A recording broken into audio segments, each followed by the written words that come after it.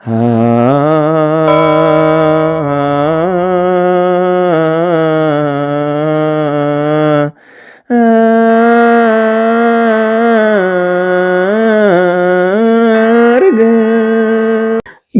አብ ወወልድ ወመንፈስ ቅዱስ አሐዱ አምላክ አሜን። ኣብ መላእ ዓለም ኮንኩም ነዚ ድምፂ ዝትሰምዑ ነዚ ምስሊ ዝትሪኡ ነዚ መንፈሳዊ ቻነል ሃረገወይን ዩቲዩብ እትከታተሉ ፍጹም ሰላም ናይ ክርስቶስ ኣምላኽና ሰላም ንዓኻትኩም ይኹን። ከመይ ትኾኑ? ከመይ ኣለኹም? ኣሜን። ቅዱስ ዘላለማዊ ሕያው እግዚአብሔር ኣምላኽና ክሳብ ሰዓት እዚኣ ብሂወትን ብጥዕናን ስለዝሓልወና ክብርን ምስጋናን ንልዕል ስሙ ይኹን። ንጽሕተ ንጹሃን ቅድስተ ቅዱሳን ቅድስት ድንግል ማርያም ክብርን ምስጋናን ይብጽሕያ። ብሓፈሻ ኩሎም ህርያን እግዚአብሔር በረኸቶምን ጸግኦምን ኣይፈለየና። ሎሚ ከም ፍቓድ እግዚአብሔር ኣምላኽና ብዛዕባ ብሲኖዶስ ኤርትራ ዝወፀ ናይ ውግዘት ደብዳቤ ብዛዕባኡ ንእሽተይ ሓሳብ ከመጽእ ኣለኹም። እዚ ናይ ውግዘት ደብዳቤ ዝተመሓላለፈ ምእመናን እዩ። እዞም ሰባት እዚኣቶም ኣብ ናይ ሲኖዶስ ኤርትራ ንኸይድና ዝብሉ ዝነበሩ ብናይ ሲኖዶስ ኤርትራ ንኸይድና ዝብሉ እዮም። ንዕኦም ትውግዘት ተመሓላሊፉ። ውግዘት ዘመሓላልፉሎም ምክንያት ድማ ከም ዝፍለጥ ኣብ ዝሓለፈ ብዛዕባ ናይ መሪሕነት ምክፍፋል ከም ዝተፈጥረ ወይ ድማ ነንሕድዮ ምስሓብ ከም ዝተፈጥረ ተመልኪትናያ ነርና ኢና። ኩሉ ሰብ ዝረኣየ እዩ። ንዕኡ ኣመልኪቶም እዞም 4 መንእሰያት ወይ ድማ ምእመናን ደቂ ቤተክርስትያን በቲ ናይ ሲኖዶስ ኤርትራ ንኸይዲና ዝብሉ መንፈሳውነት ዘይብሎም ድፍረትን የክርስቲያናዊ ዝኾነ ኣካይዳ ዘለዎም ምስቲ ዝተፈጥረ ነንሕድሕዶም ፍሕፍሕ እዞም መንእሰያት እንበዓል ኣንጎሶም እስክንድር እቶም ካልኦት ምስኦም ብዛዕባ እቶም ኣብ መሪሕነት ዝነበሩ ብዛዕባ ኣብ ሸወደን ዘለዉ ኣገልገልቲ ገለገለ ቤተ ክርስቲያናት ንበዓል ዝተኮሎም ካልእን ኣብዚሖም ይነቕፍዎም ነይሮም። እቲ ዝፈልጥዎ ነገር የቃልዕዎ ነይሮም። ኣብ ሚድያ ወፂኦም የቃልዕዎ ነይሮም ማለት እዩ። በቲ ሚድያ ወፂኦም ዘቃልዕዎም ዝነበሩ ነቶም ቦታት ኣገልገልቲ እውን የቃልልዎም ይፅርፍዎም ገለ ስለ ዝነበሩ በዚ ምክንያት እዩ ናይ ውግዘት መንገዲ ተመሓላሊፉሎም ዘሎ። ኣብዚ ክልተ ነገር የኽብል ደልየ ዘለኹ። መጀመርታ እዞም መንእሰያት እዚኣቶም ወላ ሓንቲ ኣብ ናይ ቤተ ክርስቲያን ዝኾነ ማዕረግ ዘለዎም ኣይኮኑን። ምእመናን እዮም። ኣንጎሶም ይኹን ቶም ካልኦት ይኹኑ፣ ግን ልክዕ ከም ማዕረግ ዘለዎም ኣብ ቤተ ክርስቲያን ስልጣን ሂቦም ኮፍ ዘበልዎም ከዓ እቲ ሲኖዶስ ኤርትራ እዩ። ነቲ ስርዓት ይድግፉ ስለ ዝኾኑ ጥራይ እቲ ሲኖዶስ ኤርትራ ምፅዩ መሪሕነት ሂቦም። በዓል ኣንጎሶም ኣብቲ ናይ ንኡስ ሃገረ ስብከት ናይ ብሲኖዶስ ዝምራሕ ናይ ሸወደን ከይተረፈ ኣቐዲሙ ኣብ ዝነበረ መሪሕነት ዝነበሮም እዩ። ሕጂ እውን ኣብታ ቤተ ክርስቲያን ካህን ኣይኮነ ዲያቆን ኣይኮነ ዝኾነ ነገር ኣይኮነን፣ ግን ንሓንቲ ቤተ ክርስቲያን ዘካይዳ ንሱ እዩ። ስነ ምግባር ሃልዩ፣ ቅንዕቲ ሃይማኖት ሃልዩ ተዝኸውን እውን ፅቡቅ እዩ፣ ግን ኮማ ኣይኮነን። ነዚ ኩሉ ነገር ክኸውን ዝገበረ መን እዩ እንዳሕዳ ኢልና እቲ ሲኖዶስ ናይ ኤርትራ እዩ። ባዕሊኡ ልዕል ኣቢልዎም፣ ባዕሊኡ ኮፍ ኣቢልዎም ኣብ ላዕሊ፣ ባዕሊኡ ልዕል ኣቢሉ እንታይ ይበሃል ገይርዎም ምስ ጳጳሳት እንዳተፀግዑ ምስ ገለ እንዳተፀግዑ ልዕል ዘበሎም ስልጣናት ገለ ዝሃቦም ባዕሊኡ ኣብ መሪሕነት ክቕመጡ ዝገበሮም ከምዚ ኢሎም ክዛረቡ ክደፍሩ ዝገበሮም ባዕሊኡ እቲ ሲኖዶስ ናይ ኤርትራ እዩ። እዚ ዝኾነሉ ምክንያት ከዓ ነቲ ስርዓት ስለ ዝድግፉ እዩ እምበር ማዕረግ ሃልይዎም ናይ ቤተ ክርስቲያን ኣይኮነን። ስለ ዝኾነ ድማ በዓል ኣንጎሶም ከም እንፈልጦ ነታ ቤተ ክርስቲያን ዘይኮነ ኤምባሲ ናይ ኤርትራ ከም ትመስል እዮም ገይሮሞ። ኤምባሲ ናይ ኤርትራ ከምዚ ትሪእዎ ዘለኹም እታ ቤተ ክርስቲያን ብባንዴራ ኣብ ኩሉ በቃ ኤምባሲ ናይ ኤርትራ እምበር ምድራዊት ኤምባሲ ዳ እምበር ሰማያዊት ቤተ ክርስቲያን ኣይትመስልን እያ። እዚ ንምንታይ እዮም ከም ዝገበሩ እንዳሕዳ ኢልና ነቲ ስርዓት ይደግፉ ከም ዝኾኑ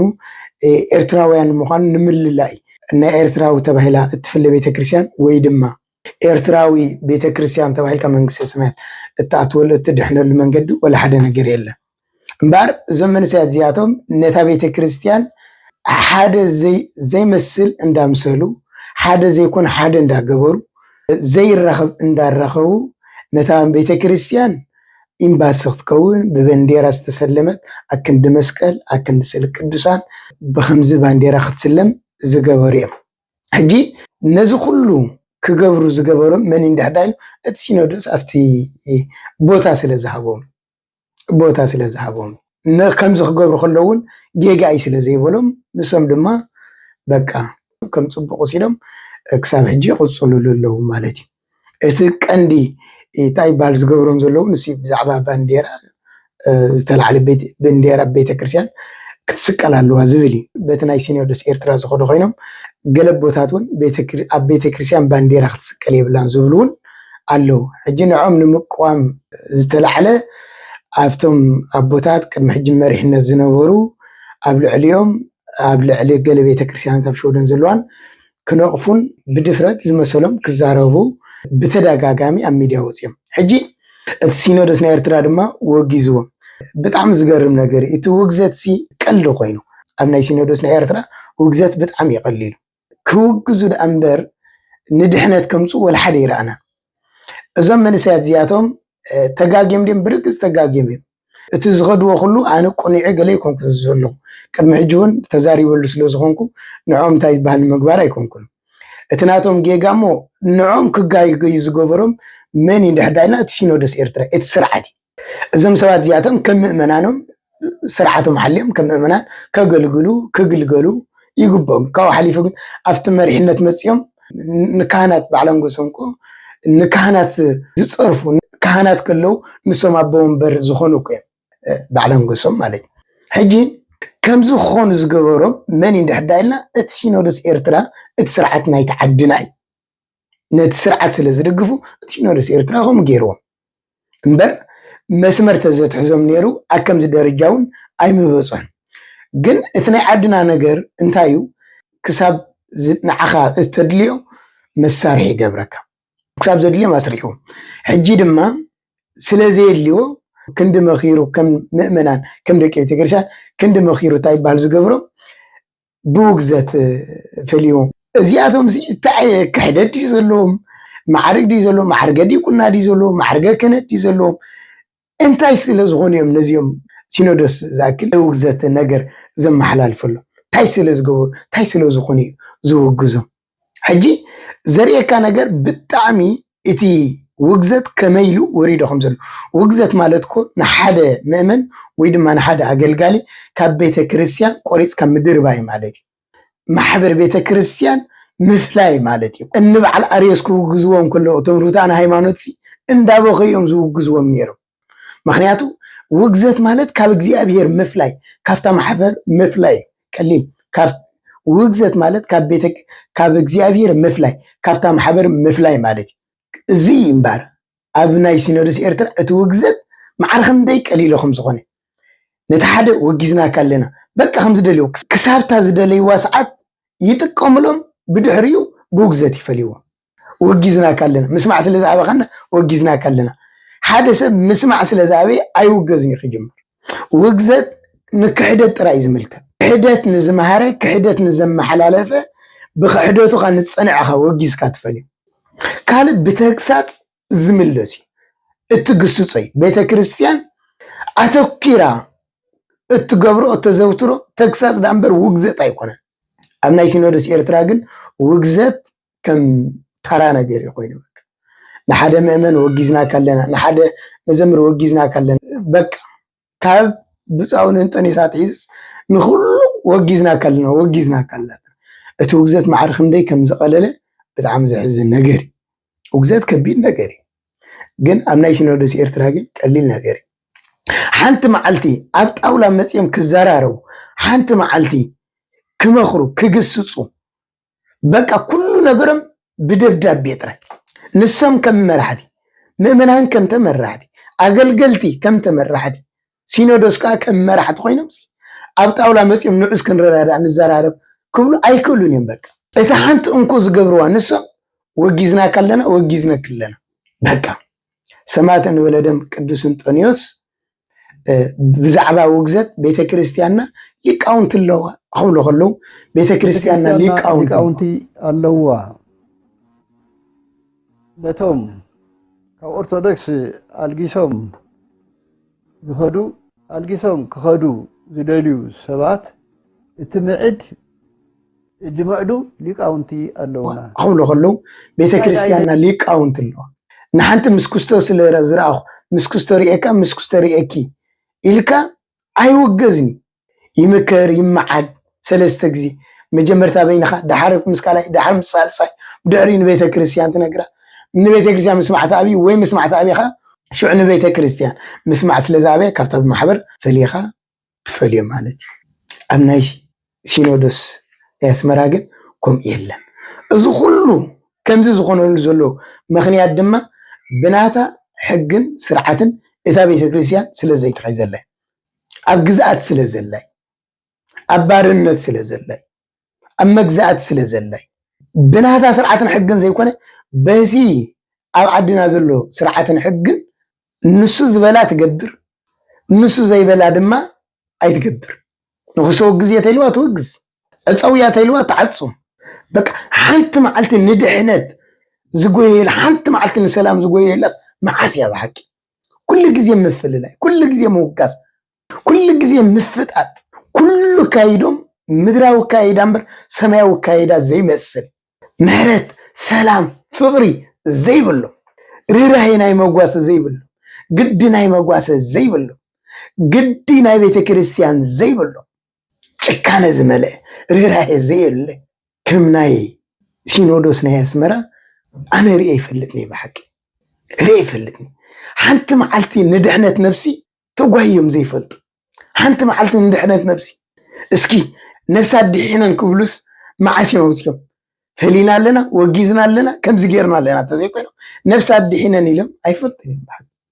እግዚኣብሔር ዘስተውዕል ዓይንተ ልቦና ይሃበና እምበር እዞም መንእሰያት እዚኣቶም እቲ ዝገብርዎ ከይዲ ብምሉእ ክርስቲያናዊ ንዖም ድማ እቲ ንሶም ዝገብሮ ብውሽጢ ውሽጢ ጉዶም ድማ ስለ ዘቃልዕዎም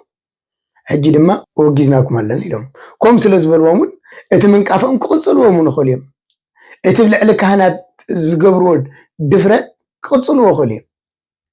ወላ ሓንቲ ዝኽልክሎም ነገር የለን ምክንያቱ እቲ ውግዘት ንባዕሉስ እንታይ እዩ ንዖም ወላ ሓንቲ ናቲኒ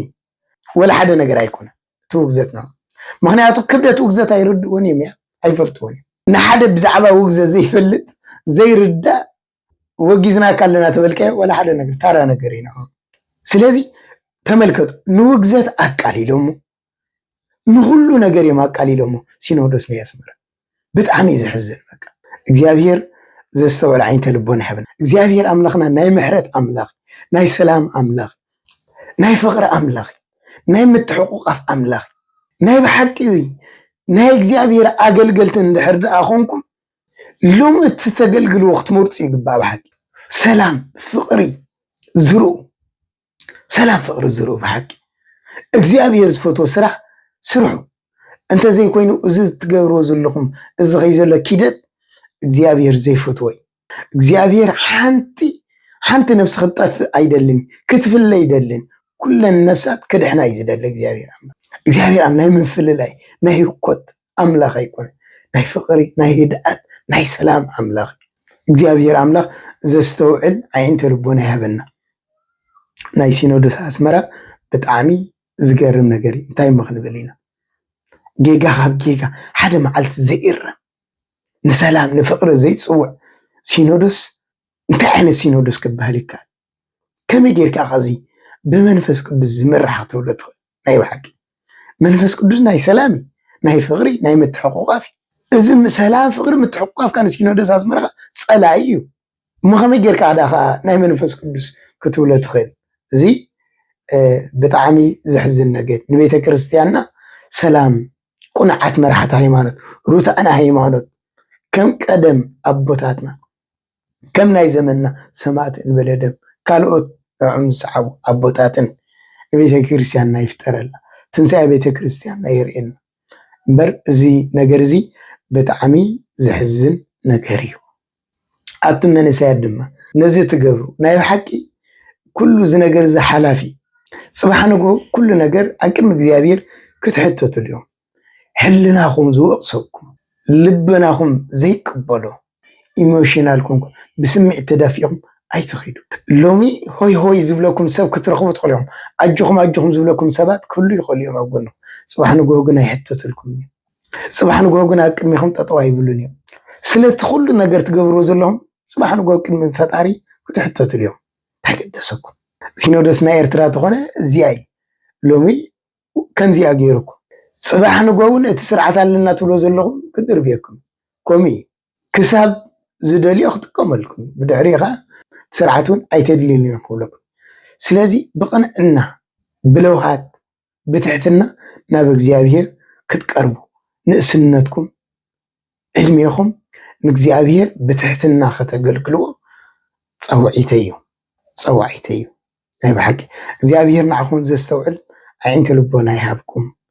ቅኑዕ ጎደና ይምራሕኩም ናብኡ የቕርብኩም ብቕንዕና ናብኡ ክትቀርቡ እግዚኣብሔር መንፈስ ቅዱስ ይርዳእኹም እግዚኣብሔር ንቤተ ክርስቲያንና ሰላምን ፍቅርን ይላእኸልና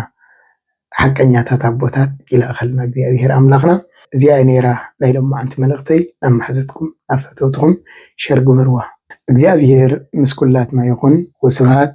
ለእግዚአብሔር ወለወላዲቱ ድንግል ወለመስቀሉ ክቡር አሜን